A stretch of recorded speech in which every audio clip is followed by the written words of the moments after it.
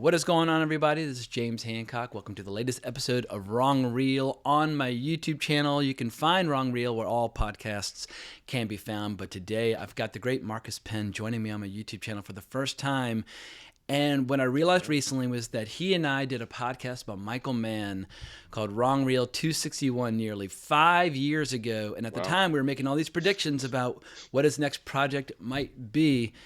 And it's taken this long for the kind of the wheel of time to come around, and actually now we have a bunch of Michael Mann projects to look forward to. So we're going to be talking about all the latest news related to Michael Mann, and then at the end we're just going to do the deep dive on Marcus's favorite Michael Mann movies. So Marcus, welcome to my YouTube channel, my friend. It's long overdue. Yeah, it's funny you bring up that Wrong Rail episode because it got to the ears of Xander Berkeley. Yeah. Who that was a great little supplement kind of follow-up episode. I love how open he was about, like, I'm the only guy that was ever in LA Takedown and Heat. He's very open about his accomplishments and whatnot. And what show was he working on? We basically called him almost like in between The Walking takes. Dead. Oh, it was Walking Dead, yeah, and that it was for a while. He straight up, so before record, he was like, I only got 20 minutes. And not in a rude way, just like, hey, and then it ended up being like a full episode because I think we brought up stuff like, safe and tape heads and just, kind of unexpected stuff. And then I think he was kind of like, oh, these guys kind of know my stuff. And then he ended up saying you knocked for him a flat while. when you mentioned tape heads. He was like, wait, you know that movie? And he didn't And he's know. only in one scene. That's the other thing too about tape heads. He really is in literally one scene. So I think that probably, I guess maybe that caught him off guard. So. Well, beautiful. Well, let's just dive right into Michael Mann. Like I said, it's been a long time coming where people who are fans haven't had anything new to chew. What was it, 2013 or 14 when Black Hat came out? Oh man, that's which was actually in the movie. It was a notorious flop, and I think a lot of people have been rediscovering it in the nearly decade since. But all of a sudden, recently, I noticed just one news story after another.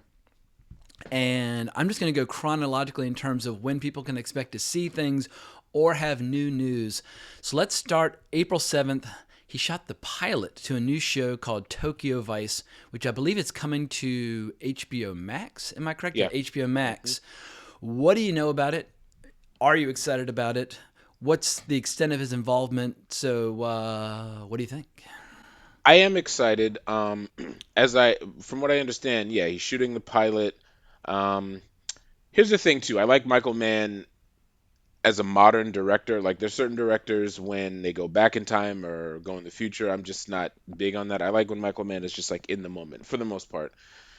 And there's an element of cool when it comes to Michael Mann. I don't mean to sound so shallow, but so when I see something called Tokyo Vice and Michael Mann's name attached to it, it just sounds really cool. So I'm in. Like, cool. There's a lot of depth. I mean, you don't make movies like The Insider and Ali and stuff like that and be a surface person. But outside of films like that, for the most part, I'm kind of in for the coolness and for the fun of it. So something like Tokyo Vice just sounds like really cool, and you know what I mean? Now, is it a Japanese spin on Miami Vice with the show he produced throughout the 80s? Or hey, I feel like he has a certain degree of ownership over the word Vice. I thought about that too. Apparently, no, there's no relation, but that goes back to that kind of like Vice thing. Like, Miami Vice, both the movie and the show are synonymous with Michael Mann's name. So yeah, it's like a subconscious thing that just makes me excited. I think part of my excitement too is, like you mentioned, 5 years ago we were talking about what he's gonna do next, and we're still kind of, finally stuff is bubbling. There was stuff bubbling back then, but now it seems like it's and he's not a young man. No, and oh, you weren't there. It seemed like 75% of film Twitter was at the December 2019 screening of The Insider at the Museum of Modern Art. There were so many folks. Gotcha.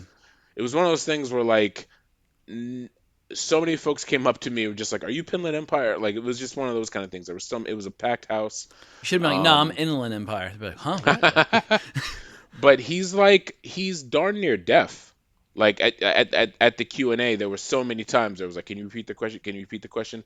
And yeah, I think his age is kind of catching up to him, which happens to anybody. So it's He's nice to 80 see or how him. old is he? Yeah, hold on. Let me I mean, get he's that not alone in being an exact. aging filmmaker. Ridley Scott's in his 80s, 79, but 79, whatever. yeah. So Ridley Scott's old making movies. Paul Verhoeven's old making movies. Clint Eastwood is real goddamn old making movies.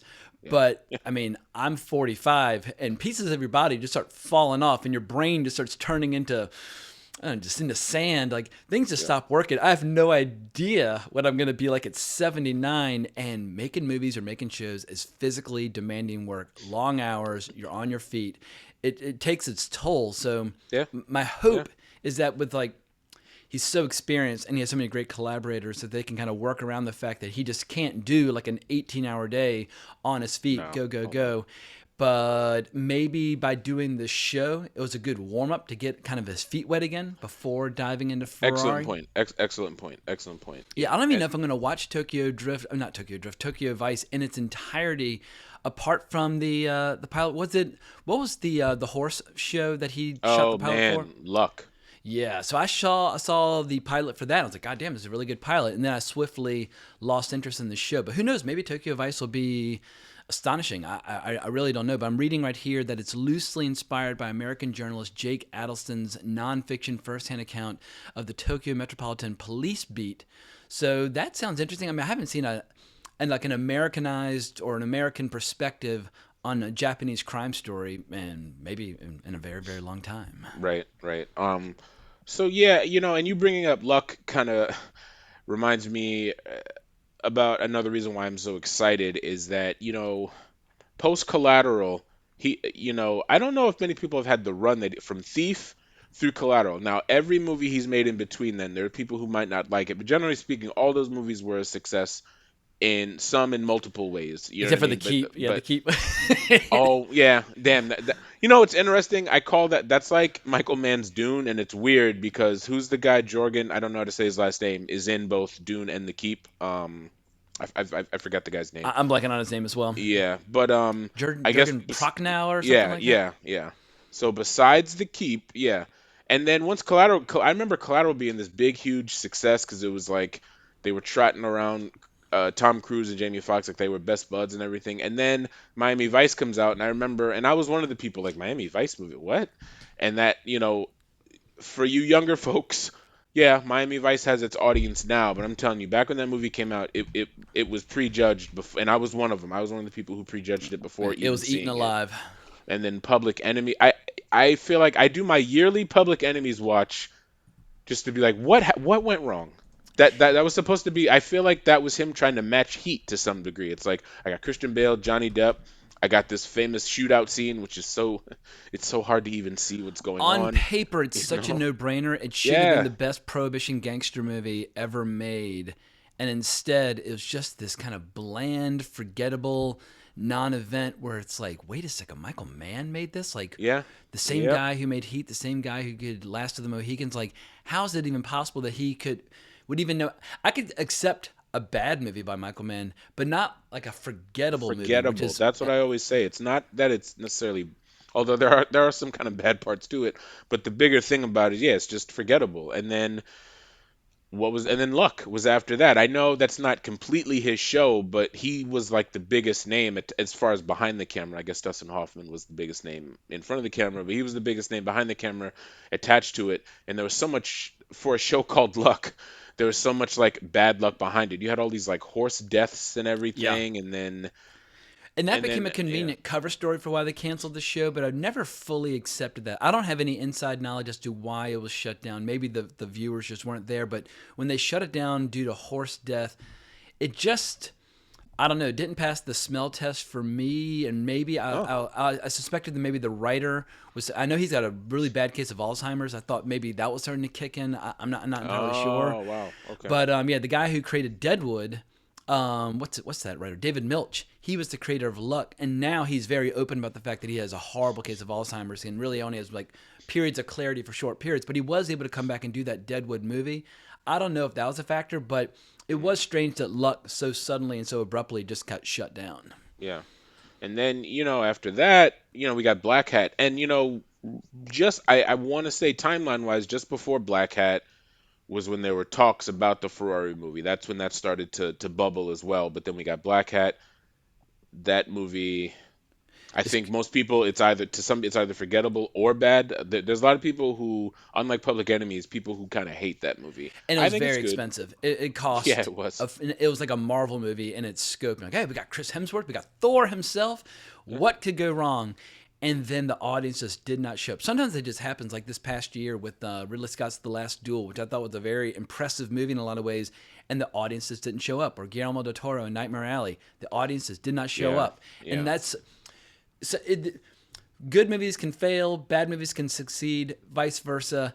It's just chaos when it comes to trying to anticipate what the crowd is in the mood for. But for whatever reason, Black Hat died and died hard. That's a career-ending debacle in a lot of Man, ways. the opening week, I remember the Friday it came out, something I couldn't go and I was a little pissed about that. But Saturday, I went to a Saturday late afternoon screening, and the movie theater I went to were like, I'm not making this up. We only sold one ticket, and then the guy he got confused. So he goes, "We only sold one ticket," and he goes, "Oh, I guess that was you." Like he's like, "Oh yeah, I guess that was you."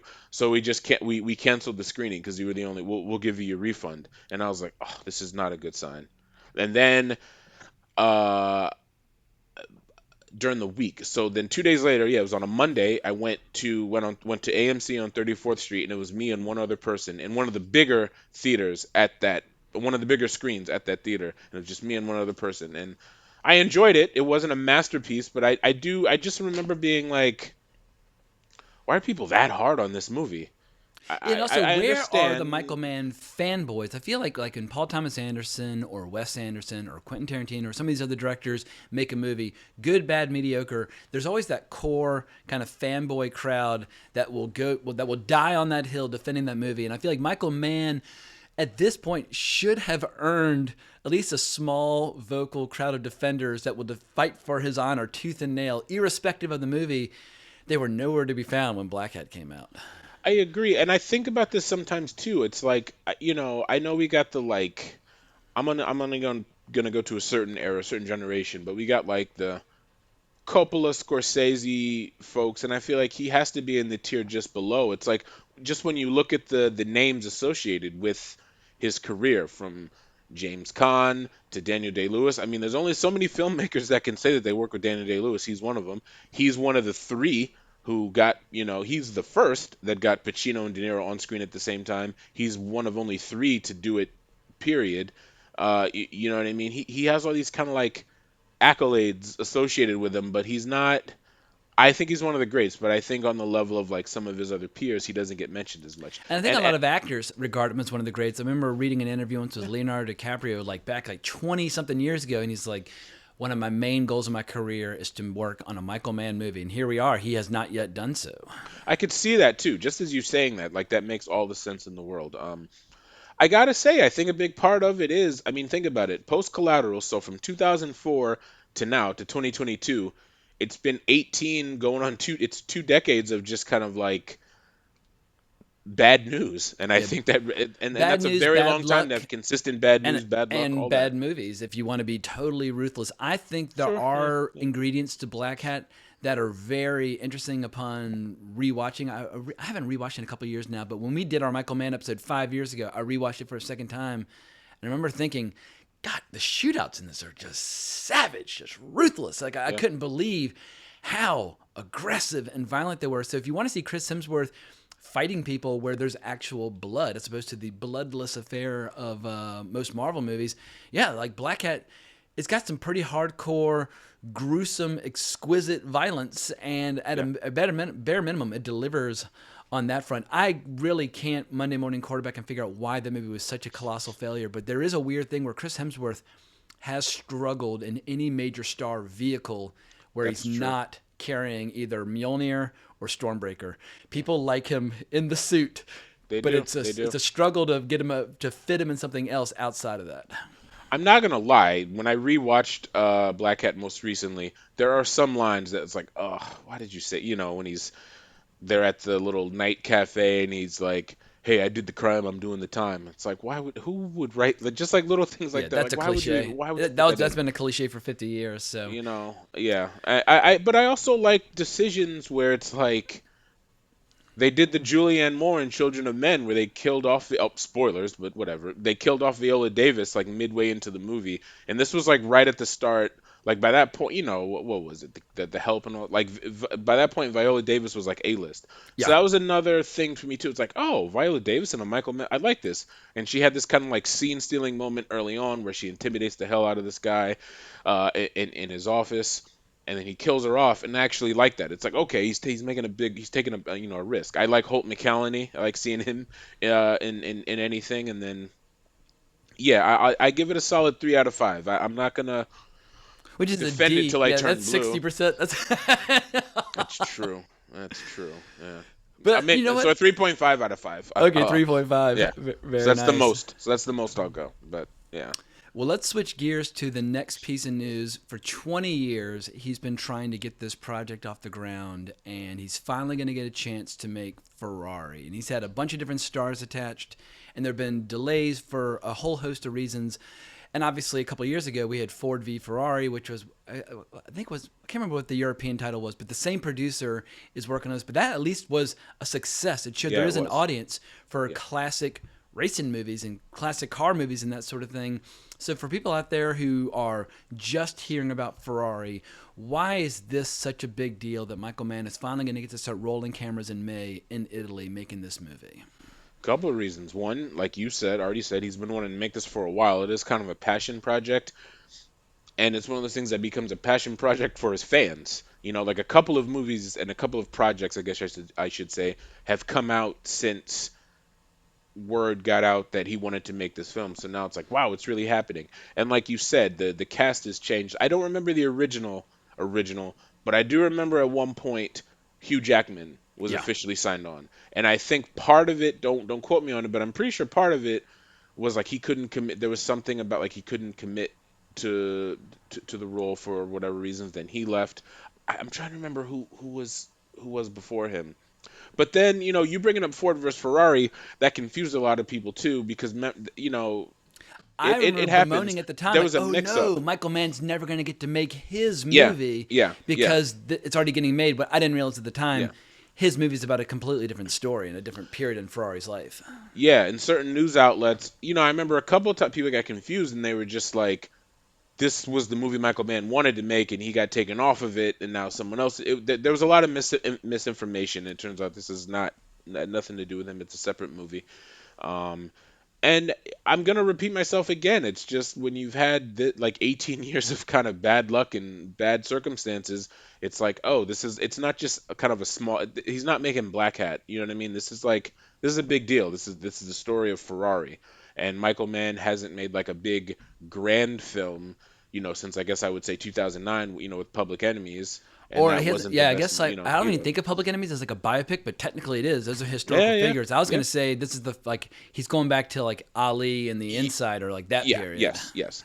And Ali was great too because it's not he did the thing it's one of the examples I always use when it's like what makes a good biopic. It's like if it's someone, especially someone like Muhammad Ali, it's like who was alive at the time that the film was made.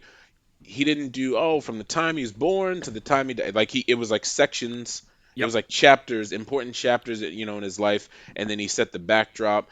And I think he proved some folks wrong too. If folks who don't remember, around 99 2000, Spike Lee, this is so old now, Spike Lee was one of the people who was kind of like campaigning to direct the movie, but there was a little bit of friction between him and Will Smith, and at that time studios are going to side with Will Smith over Spike Lee. He was Spike the king of Hollywood. I mean, at that Yeah, time in yeah, he was. He '99, was. every He was. July 4th, He he would have was. a movie that would win, even if it was And he was nominated. Yeah, yeah. he was nominated for Ali also. That was like was that his first? Oh, I think that was his first nomination for I best just best remember actor. like from like Independence Day through like Men in Black, even through like Wild Wild West. Even Just Wild Wild every West was a summer big he would deal. have a giant blockbuster, and now he's still a star, but he Yeah. was the king of the box office in late '90s. Yeah, and then this movie in 2001, Ali was like, I get, 6 Degrees of Separation kind of came out of nowhere, but in terms of like, okay, he did the box office thing, he's a star. Now it's like, oh, he's an actor. Like he transformed his body, he did, the voice stuff, and this was kind of like the film that I'm generalizing, but it's like, oh, Will Smith is like a serious actor. He got all these awards and nominations and everything. So yeah, and it seems like he, again, mostly speculation, but he's going, excuse me, the Ali route for this Ferrari film, um, Yeah, I and was I'm all reading. for It's it. about a very specific period in 1958 where Ferrari has a real crisis. Where, or no, sorry, it's 57. The Ferrari's running the risk of going bankrupt, and he's got a tempestuous marriage going on with the wife played by Penelope Cruz, but he's also dating, or he has a mistress played by Shailene Woodley, who just broke up with Aaron Rodgers. So Yeah, I yeah, saw. little extra news there. And of course, Adam Driver is playing Ferrari. I guess the big question is: are we going to have a House of Gucci scenario where people ridicule this movie for people doing accents, or do you think they'll skip the accents? What do you think will be his approach? No, I mean, maybe we'll get accents, but hopefully they won't be, overly silly and goofy. I mean, we have to allow actors to, and that's, it's funny you bring that up because I think sometimes certain actors go overboard with accents where other actors are more subtle and you don't even know. I think that's kind of the sign of a good actor where you don't necessarily Can you think of notice a good the accent. example of both scenarios? Both Like scenarios. somebody who murders the accent and somebody who Oh, same Tim Roth.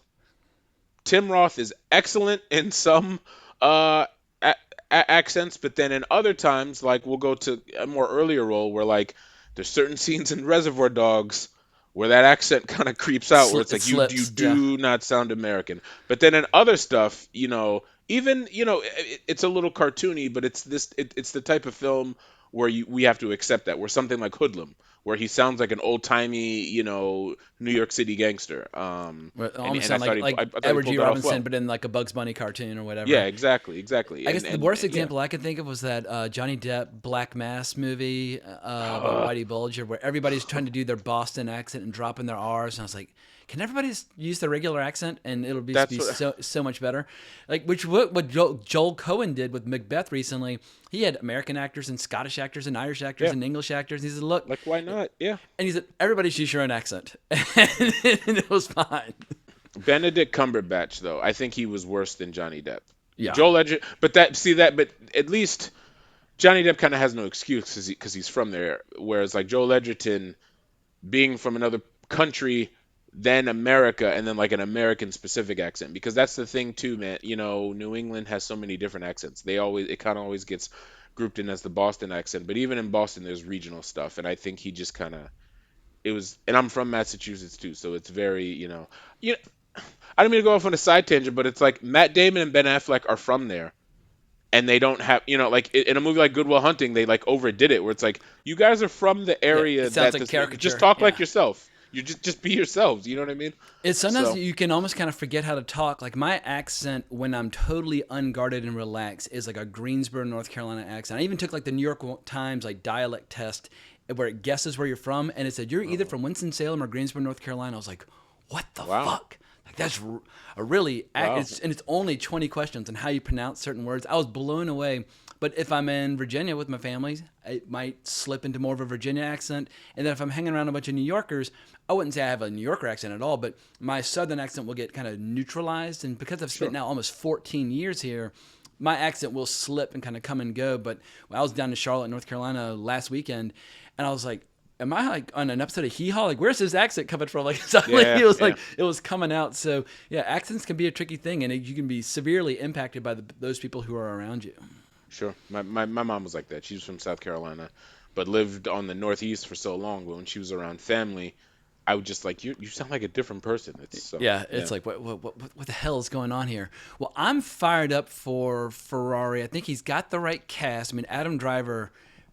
Obviously, not everything he does is made equal, but he's got so much intensity. And what I love, he's one of those actors where it seems like over the last 10 years or so since he first got discovered on Girls, he's systematically tried to hunt down the best directors in the world and tried to work with them, whether it's the Coen brothers or Scorsese or Spike whomever. Lee, Jim Jarmusch, like he Yeah, has a crazy the list list of goes on folk. and on, but Yeah, like he's yeah. in a very short period of time, he's managed to work with a lot of the best directors in the world, and here he is getting to do a Michael Mann film. So it's just yet another major achievement for him as an actor.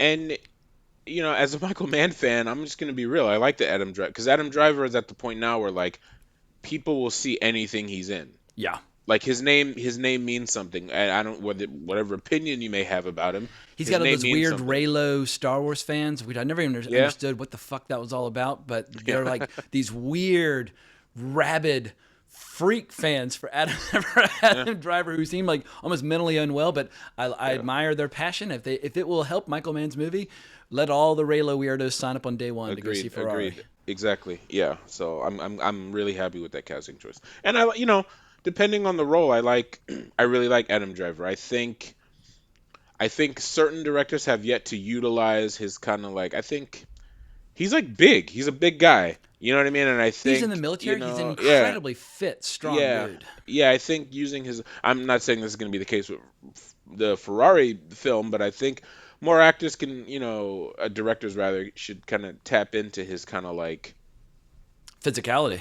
his physicality and Which is whatnot. yet So another reason why I like The Last Duel. We got to have like a proper yeah, jousting match with Matt Damon. Of course, spoiler alert, he ends up getting completely fucked up, but yeah, at least it employed his physicality in a really interesting way. So I guess the last bit about just like the plot of the movie is that the character is in mourning over the loss of one son and struggling to acknowledge another, and he decides to counter all of his recent losses by rolling the dice on this giant 1,000-mile race across Italy.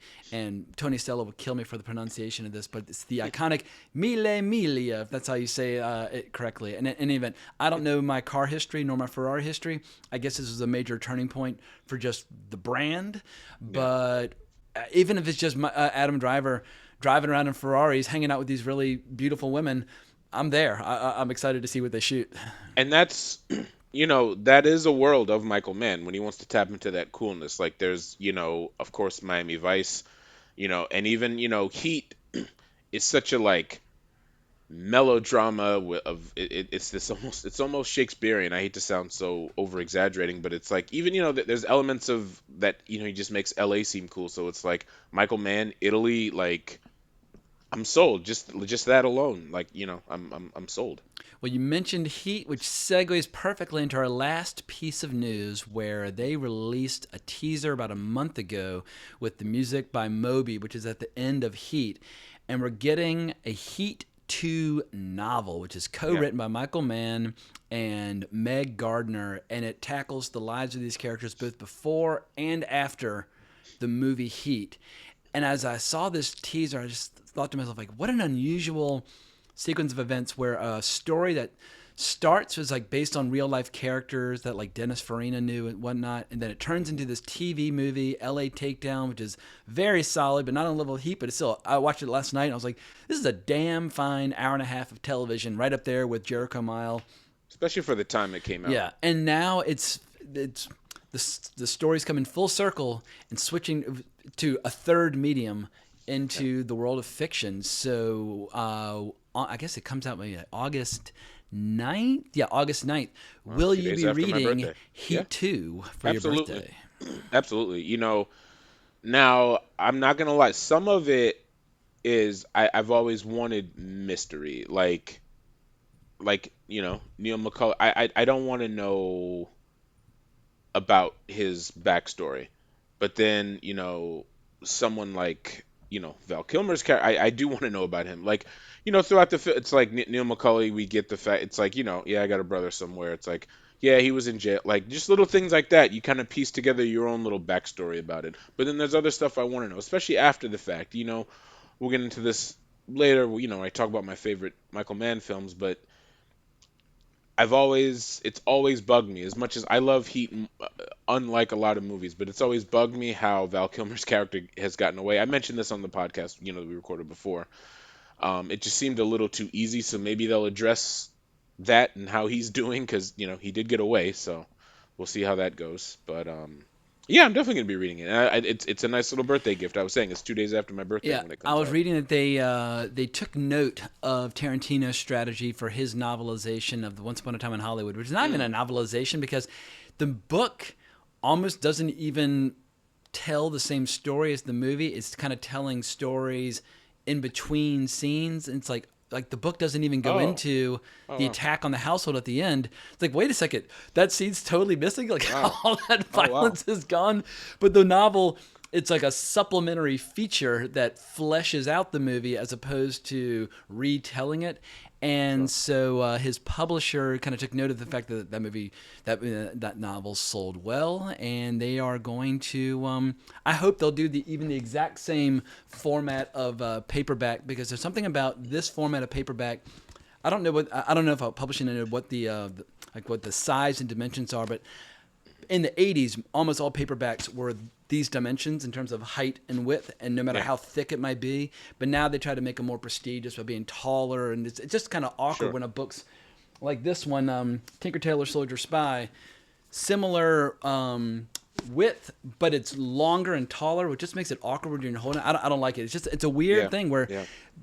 when you're reading a book, the smell and the feel, the tactile experience is a part of the experience. So I'm hoping they'll even follow, because Tarantino insisted before the hardback even came out, he said, look, we're doing one of these weird little cheesy paperbacks that I used to read in the 80s.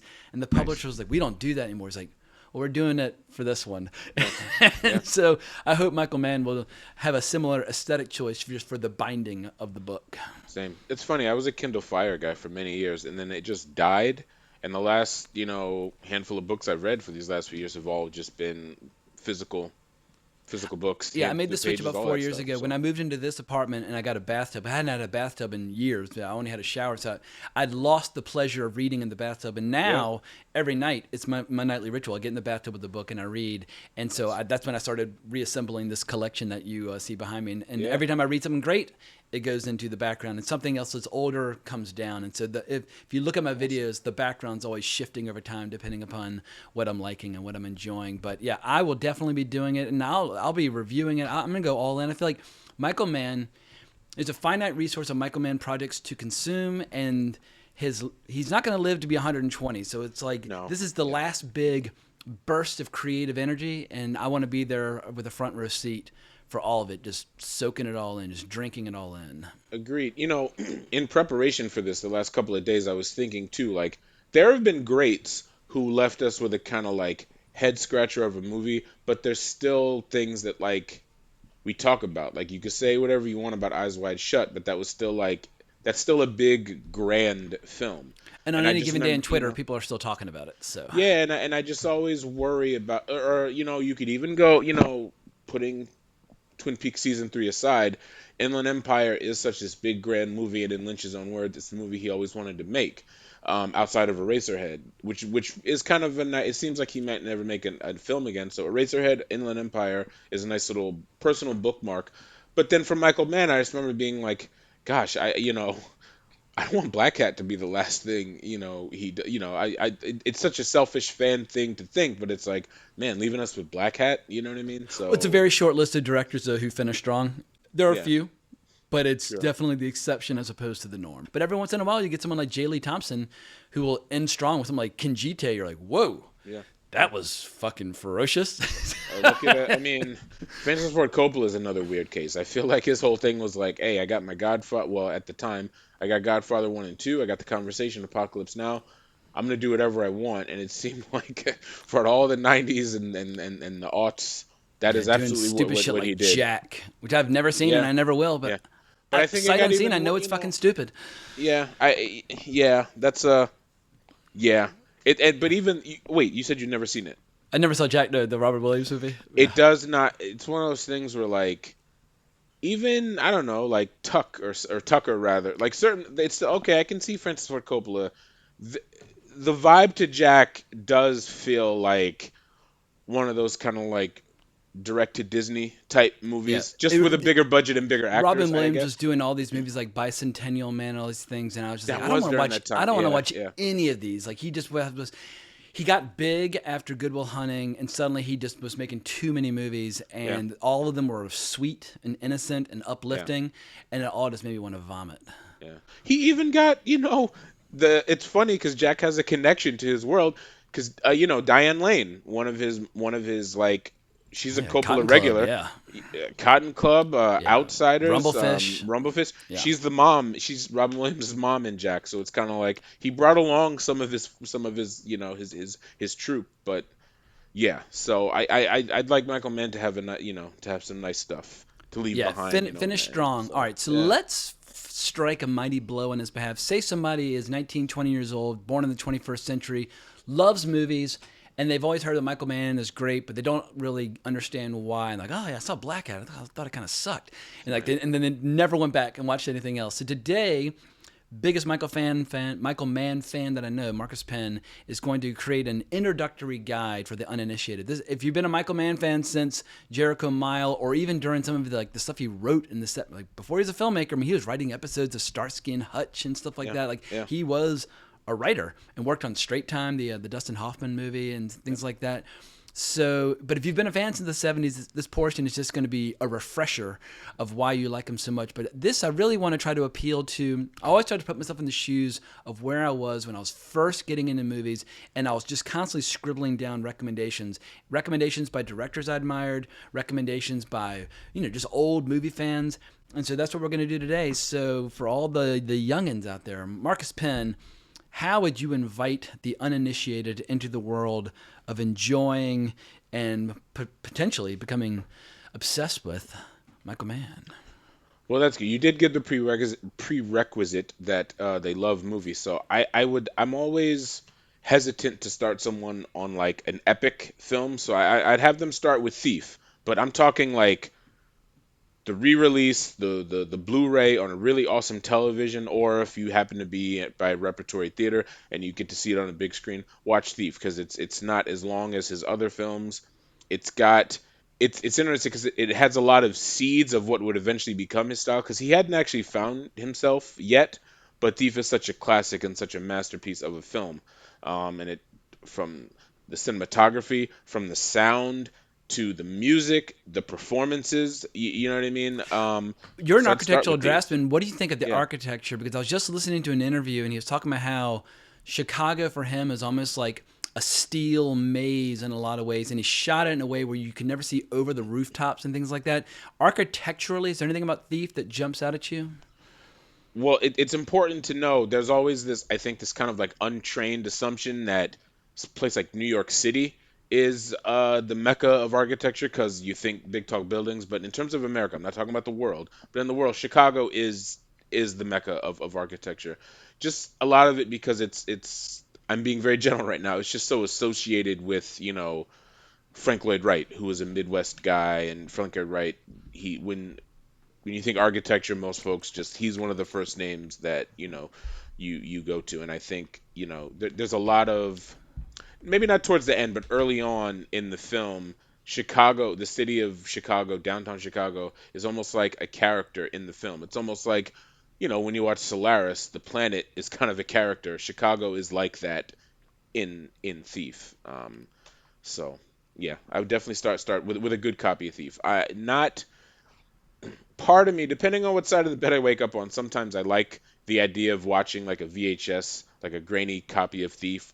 Yeah, But knowing recreating that, that retro experience. but knowing the type of person Michael Mann is and what he ended up in terms of technology, I think he wants people to see the cleaner, smoother looking Yeah. Thief, because that's eventually what his style was about: coolness, sleekness, all of that. But I And it's recently rewatched a really pristine transfer of Jericho Mile that I found on YouTube. There are a couple of really crummy old, just like really ragtag versions, but yeah. somebody must have, I don't know, like raided the vaults and like found the original negative or whatever. But I was like, God damn, Jericho Mile looks better than ever. And so I was actually, is it as slick looking as Heat? No, but for a No. TV movie in 1979, it looks pretty goddamn good. Yeah. And after, geez, excuse me, after Thief, I would go Heat. Yeah, it's like 3 hours long, but there's so much going on. There's so many stories. Like I don't know. I remember being obsessed with Heat when I was 15, and I was an average 15-year-old boy with not the best attention span, and I remember watching Heat a lot growing up. So Was I that one of feel the like kind of the turning point movies that where you started getting into movies, or did that come later? mm, no, no. It was a little later. Like a lot of, I think it was Kubrick and watching all his movies, at least what I could see, maybe a couple years later, like my junior, senior year of high school, Gotcha. is when I really, Your heart and soul still belong to wrestling at this time. yeah, no, it was one of those things like I like movies, but I would watch anything, kind of, Gotcha. kind of thing. And oh yeah, at that point I was in the throes of wrestling, but I will say, when I got to college though and started to be like, oh, I get like going back to Kubrick, like, oh, this is Kubrick style, and then being like, oh, this is Tim Burton's. Oh, okay, it makes sense. Tim Burton's got the style. And then I started to revisit Michael Mann around the time, and this was like, Heat, Insider, Ali had all been out, and it's kind of like, okay, I get it. This is the world of Michael Mann. I get it. So he was no, but at the same time, Michael Mann was one of the first people I went back to revisit in It was terms also of an easy style. time to get obsessed. It's always a great Mm, thing when you're young and a director is really reaching like their prime years at the yeah, same time. yeah, If you're 19 years old, I don't care which director it is from any era, if they're doing their best work at that time, well, yeah, it's just a perfect synergy of possibilities where your taste and your curiosity and your appetite are matching up with somebody who's really finding their stride. And it sounds like Michael Mann was really reaching his prime years right when you were in a perfect position to be very open to discovering his career.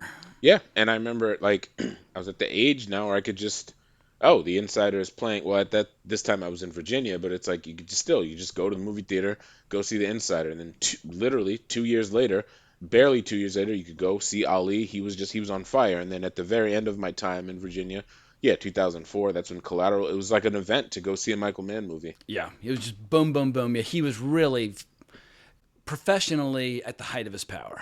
Yeah, he really was. He was. Although, I mean, I know so little about Miami Vice as a because he has didn't write and direct episodes. Or I guess I shouldn't say write. But he didn't direct episodes. I've never really gone back and done my due diligence. I saw it here and there as a kid, and of course, everybody knew the theme song from the opening Yeah. credit sequence. But maybe that show was such a monster hit. Maybe he was at the height of his powers then. I don't know. But it'll be interesting to hear from him. At what point in your career did you feel like you had the most kind of sway and influence and ability to get projects up and running? Sure. Go back and watch. It's really cool because you see how bit people from like Manhunter, Thief, and whatnot from that '80s era show up in episodes of Miami Vice. Like the Nice. guy, like the main cop from Thief. It's like we get in on the action. Like the one of the guys that roughs him up, he shows up in Miami Vice. I can't remember the guy's name, but there's a couple of little nobody folks in Manhunter who show up in Miami Vice. It's when my motivation to go back and rewatch it. It was a combination of Rob Cotto had been rewatching. I was like, oh, maybe I'll get back into it, and then I was like, oh yeah, Michael Mann is associated with it, so it kind of I treated it like a Michael Mann thing. So yeah, no, it's fun to go back. And then I also tell people my defense of Miami Vice was it's You talking Miami Vice. the feature? Yeah, it's like people I remember at least in my realm and in my world, everyone was complaining like, oh, Miami Vice is cheesy, blah blah. But it's like, have you been to Miami? Like Miami, I love Miami, but Miami is one of those places that really plays up to everything about Miami. Like a lot of Miamians play into a lot of stereotypes about Miami, and it's like, and that's part of why I do love. I don't know, I could never live there, but I've been to Miami more times than I can count. I love to visit it, and it's like, were you expecting like gritty cop drama? Like it's Miami Vice. It's like when you go into like you knew what you were getting into when you went to go see it, and I also feel like part of the marketing and assumptions about it was that I remember post Batman Begins. Yeah, this is the timeline because that was 2005. Post Batman Begins, I remember uh, uh, Casino Royale and then Miami Vice came out, and then like there was this that's and it's still going on today. How this like the All this gritty old retelling, the IP, gritty yeah, all the reboot old IPs stuff, getting resurrected and so on and so Yeah. forth. But then, when you watch Miami Vice, the film, it's not as gritty as I think some of the poster and marketing and advertising made it out to be. Like there's a lot of cheesy moments, but I don't mean that in a critical way.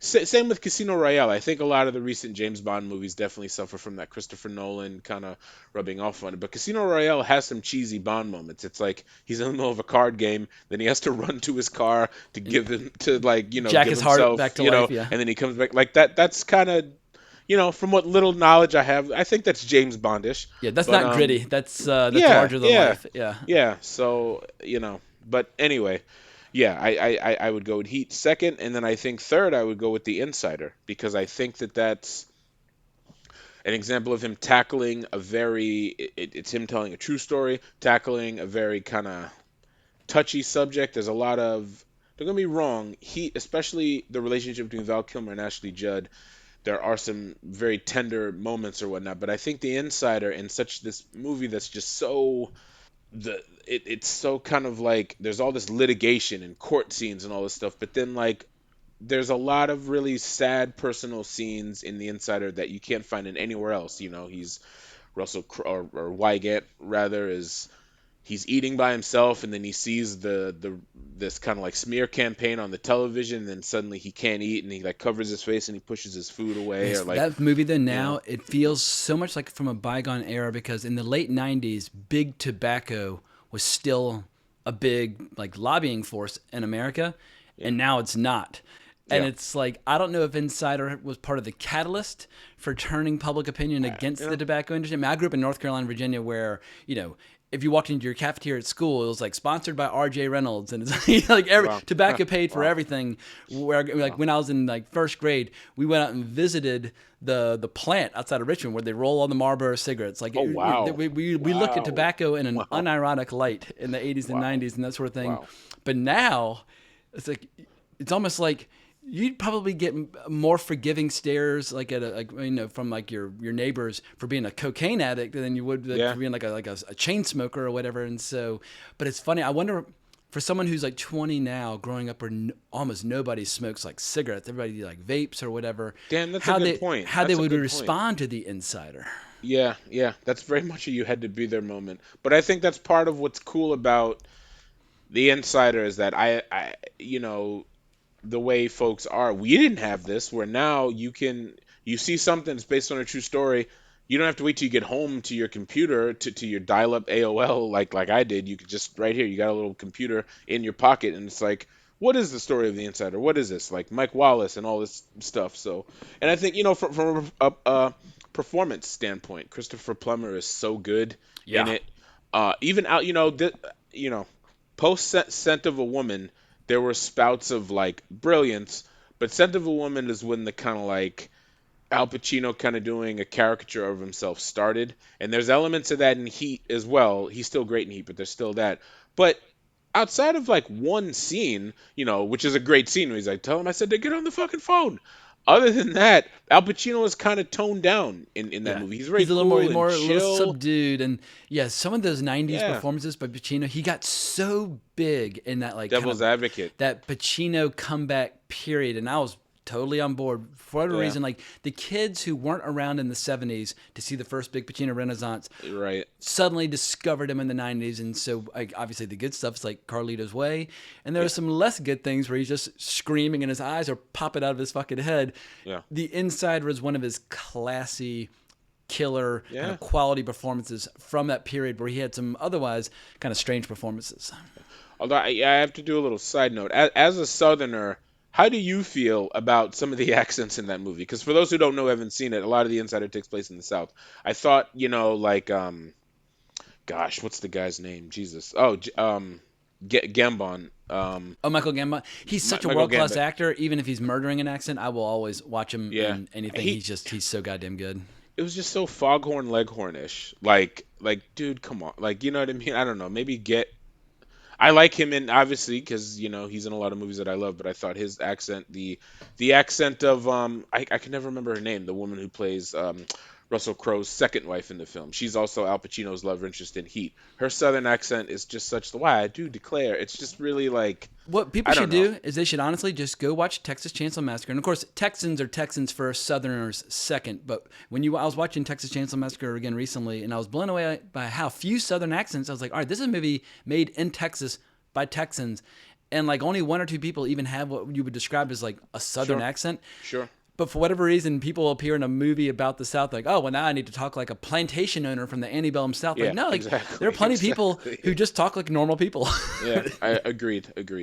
So, I mean, if we're just doing three in that order, I gotta go Thief, Heat, Insider, which strangely enough, those are my top three in a Gotcha. different order. I would go Heat, Thief, Insider, but whatever. We're not gonna Well, split let's hairs spoil here, people. you Let's know. give them a 4 and 5 as well. Oh well, then after that, I would have to go Manhunter and then Ali. Um, Gotcha. but then to change, I love Miami Vice. I like Collateral a lot. I think if you if you listen to my various podcastings all over so many different podcasts, my film blog, which is still active by the way, go there. My tweeting from various accounts now. I know people know me as a Michael Mann guy, but I feel like The Keep and Last of the Mohicans are the two movies. I feel like I never mention those, and it's just those are movies where it's like I love that they exist, and especially, well, let me just say Last of the Mohicans. It's so well made, and it kind of it bumped him over. That was the movie that made Michael Mann, this A top guy, giant, and got prestigious him to make director. Heat. Yeah. It's the success of that movie is why we got Heat. It's just not really, I don't know, it's not really my thing, but it's still critical to see. I still implore everybody to see everything Yeah, that and that he's not to done. worry, I'm going to give Last of the Mohicans its due in a couple weeks. 'Cause leading up to all these new projects, I'm going to do a top 10 Michael Mann video. And I'm Awesome, like, you know what? I awesome. was like, I know Marcus is probably not going to, drool all over Last of the Mohicans, which is fine because this is the Marcus Penn hour, and then I'm going to do my thing in a few weeks' time. And so yeah, if you love Last of the Mohicans, I hear you, Yeah. and don't worry, it will get its due on this channel in the And very near same, future. if someone were like, I love Last Mohicans, I'm not gonna be like, oh, really? It's like, oh, cool. Like, it's more of like just like a personal thing, and mainly it just has to do with I like when Michael Mann is in the present, Yeah. or as present He's as one of the possible. great contemporary directors Yeah, of really capturing blue collar guys who really can't do anything else. And that's a bit of an yeah, oversimplification, but if you look at Jericho Mile, Thief, and Heat, and LA Takedown, what all those movies have in common, and even to a degree, a Manhunter, people who have got a vocation or something they do, and there's really no deviating from that at all. I And was you can just either gonna you say, can either get on board with it or not, but they're very. I think Michael Mann's experiences as like a short order cook and all this, like he grew up on the south side of Chicago, and he had a kind of lot of hands-on manual labor, blue collar gigs as a young man just to pay the bills, and it really just gave him an appreciation for just regular folks, but yeah, regular folks who have exceptional skills. And so many of his movies keep coming back to that. yeah, I was gonna say, definitely throw in Will Graham from Manhunt. He's another guy who just like so tunnel visioned and just great at really one thing. So, but yeah, It's funny when you look at Last of the Mohicans and compared to Public Enemies. Obviously, Public Enemies it takes place many hundreds of years after, but they're both period movies, and one for me works so well where I can watch it over and over again anytime, and the other I'm like, who was in that? What happened again? Like, what's going on? Like, it just how are they made by the same person? It's such a mystery to me. I think the biggest disorienting thing about Public Enemies is that it feels so modern to the point, just the look of it, the lens, everything, that when you see people in these costumes, it feels like make believe. Whereas Last Mohicans, I feel like I'm transplanted Yeah, there. you're in the French Indian War. Like when Yeah, Magua starts like hacking people apart with a goddamn tomahawk, you're like, God, yeah, yeah, I'm glad I live in the yeah, 21st century. yeah. It's and it's also a new year. I'm probably gonna end up at some point when my son takes one of these long naps, that he does. I might pop in Public Enemies again and do my another what went wrong. Yeah, It's your also wife's gonna so be like, random. how come you keep watching this movie? Like, until it finally gets good, I'm I gonna know. keep. I have to figure it out. It's also isn't it, it's so weird that Don Fry is in that movie too. He just kind of shows up. For all you old school, Wait, Don the Predator Fry from the UFC is in that movie? dude, he's one. So when they call in, oh my gosh, yes, this is how forgettable the movie is. So you Wow. know how when Christian Bale, the cops they get their like special team to show up, and Mhm. there's that shot. Who's the actor from the main villain in the first Avatar? Him, the what is his name? Oh Jesus! And he's Don't also breathe. yeah, and he's The Don't also Breathe in guy. Tombstone and Yeah. God damn, what the Yeah. hell Well, is he called? anyway, him when he's kind of the leader of the special cop unit. It's him, and then there's two guys on the side. One of the guys on the side, one of them's Don Fry. That's hilarious. He's Well, all throughout the shootout, like the famous shootout scene. Don Fry is one of the guys, like in yeah, yeah, yeah, yeah. Stephen People Lang is who you're forget thinking of. Yeah. Stephen Lang, yes, Stephen Lang. But yeah, yeah. Shout out to Don I Fry saw Don doing Fry his on the thing. Joe Rogan Experience recently, and he's got like he's basically being held together like a cyborg, but with like chunks Yeah, of he metal, is. He and is. he He is. He still is. thinks that if he had a chance that he could compete with like today's heavyweights. I'm like, wow, that's why you're Don Fry. Like even like when you're 60 and can barely walk, you still think you got what it takes to like step in there with like Francis Ngannou and Tank Abbott. Tank compete. Abbott. It's funny you say that because Don Fry, because there's a channel. Hannibal TV, he was a former wrestler, and he interviews all these like old school wrestler guys, but he's been getting more into old school mixed martial arts. So Don Fry is a regular on his show, and so is Tank Abbott. And it's funny because Tank Abbott's the same way. The way he's critical of a lot of modern, he's like, I could probably take him, but like if you see Tank Abbott, he's a shell of himself. He's not this kind of beer, but he's very thin, and I think it does have to do with his health as well. But Tank Abbott's the same way, where he feels like if you put him, with like, I don't know, I feel like I could give John Jones a run for his money. Like I feel like he still kind of has that mentality. I But I mean, guess that's Tank part Abbott, of. he really only had a few key wins against like a Yeah, I few know. fat guys early on, and then he started to lose. But everybody remembered those crazy knockouts, like when people would go rigid as a board, and like, oh my god, like maybe he can do it again. Yeah. But like even in his day, Tank Abbott couldn't compete with people. No, Now I it would remember it be was a a lot of smoke and massacre. mirrors. I think it I'm was saying, just his character, and I think yeah. that's why he made the transition to pro wrestling so well because he was a character. He went to it was late period WCW before they got bought out by Yeah, this is another WWF. topic for another day, but Sure. MMA, it's crazy how that sport in such a short period of time, basically 25 years, has evolved so quickly. Like all sports evolve, but at a certain point they kind of reach like their maturity. And then it's just you have the athletics might improve, but the sport more or less stays the same. You watch MMA in 2022 and compare it even to MMA 10 years ago, like, oh my God, like the guys Yeah. today are so good and have Yeah. so much knowledge and so much skill. They're standing on the shoulders of giants. Yeah. So even George St. Pierre, who is only like what 40, he only retired fairly recently. He says, "Look, like I competed against people of my era well, but everybody who's young now, they have our skills plus all the new skills." It's like, yeah, it's just you cannot compare generations. The new guys are the best, Yeah. hands down. Like, I mean, yeah. Like if you put Israel Adesanya against any middleweights from 15 years ago, it would be like a traffic accident. I mean, he would just tear Yeah. them into 100 fucking pieces. So, but we will come back to wrestling and MMA Oh yeah. at a later date. So, any final words on Michael Mann for somebody out there who's just falling in love with movies for the first time and just thinks movies are the coolest thing, but like they're over? Because here's another thing I try to always remember: people who are 19, 20 now, they're so oversaturated and so overexposed to so many images and so many videos all day, every day. I'm trying to always think like, what is the role of movies? What makes movies different? What is cinema in an era where somebody doing puppies kissing babies videos has far more followers than like Michael Mann does? And it's like, wow, like that is Right. truly like the era in which we live. And I'm always trying to think like, what is the role that movies are going to play? Or is the role of movies just to, like the movies have to be so goddamn good that they just command your attention. They pull your eyes away from all the stupid Right. shit that you're watching on TikTok because I feel like you no At this longer point. can just get away with the Public Enemies because it's just Right. too bland and too generic. And somebody would much rather watch like people scream at each other about the culture wars because they're so visceral and so intense. And I feel like filmmakers really need to just like take stock of the fact that the internet has such intense, immediate, forgettable. Like it's content that's meant to be consumed and then forgotten, and then you move on to like you just keep scrolling, find new shit.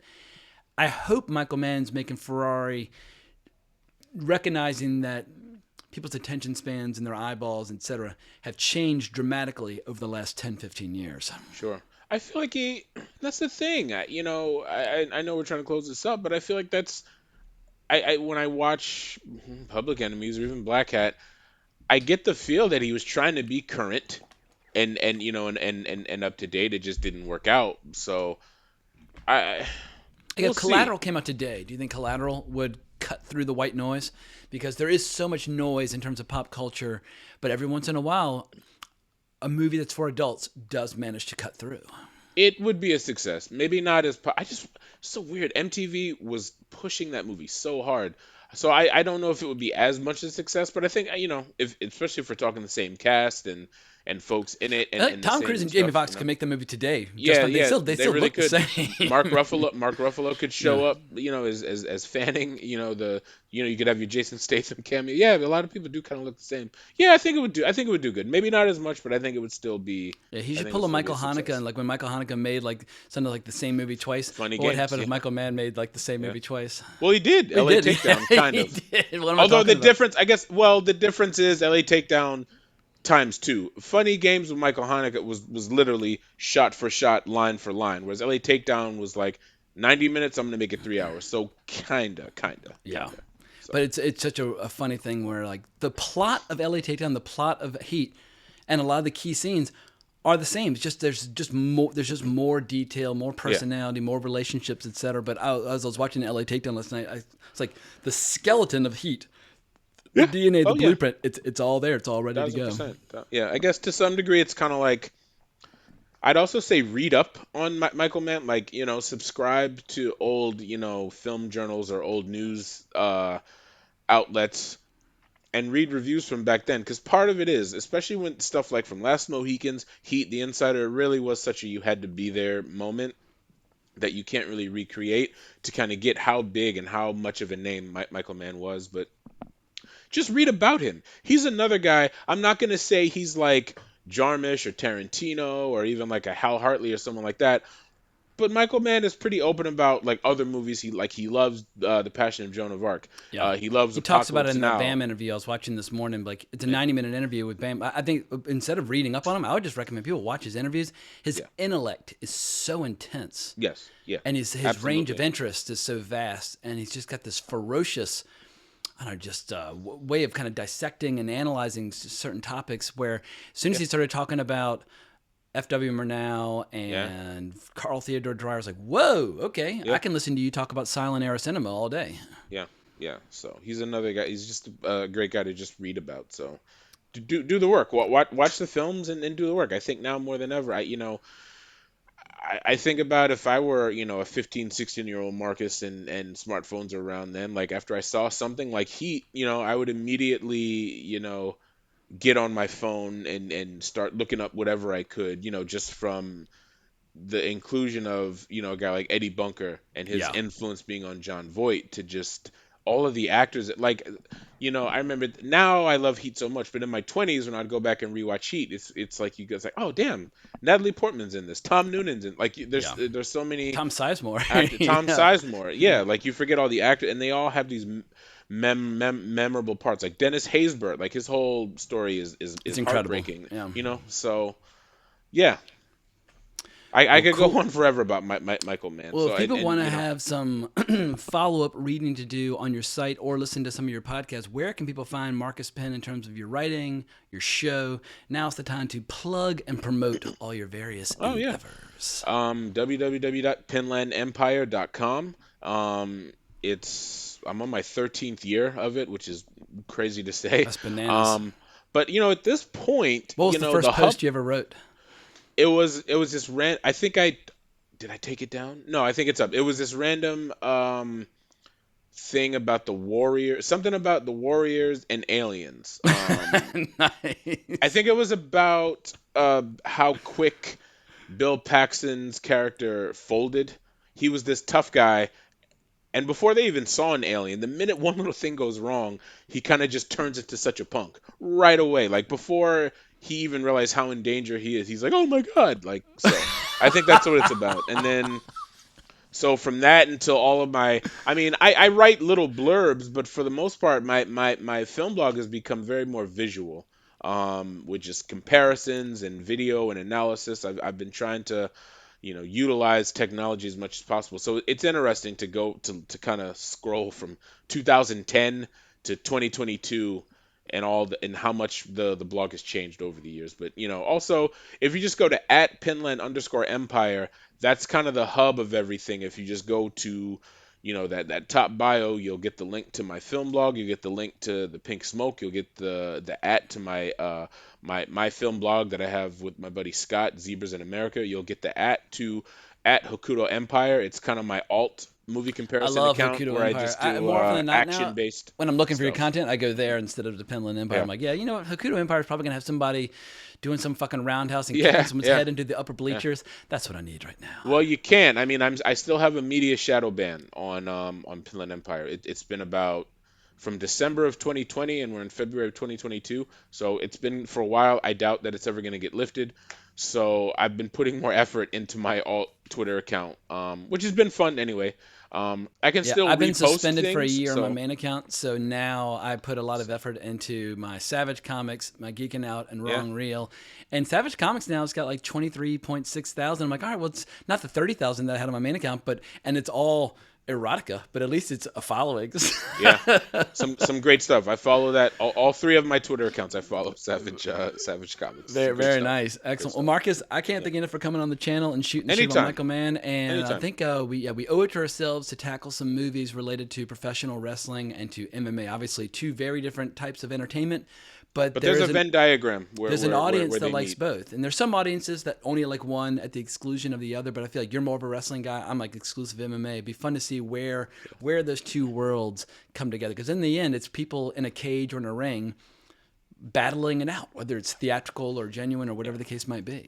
I'll say this, but before we record this, if you want to look up a guy, Bad News Brown. He was a wrestler from the '80s. He was one of the bigger villains, and he's someone who I genuinely feel like had MMA been around in the '80s, He would have been great. he would have completely skipped wrestling. He was an Olympic bronze medalist, and then, as you know, especially with martial arts, when you dedicate your life to it, there's no money in it, Yeah. and he got to the pinnacle, and he in a lot of interviews he So said yeah, I'm he's the like, best judoka in yeah. the world. I just earned $3,000 for winning Exactly. in the Olympics. Yeah. And then he was just like, "Oh, I can get $5,000 a night wrestling Roddy Piper like for 10, 15 minutes, and I'm in great shape in my condition. I'll just do that." So, but he's a guy. Yeah, look him up. I think he's an interesting link between like entertainment, wrestling, mixed martial arts, all that stuff. But yeah.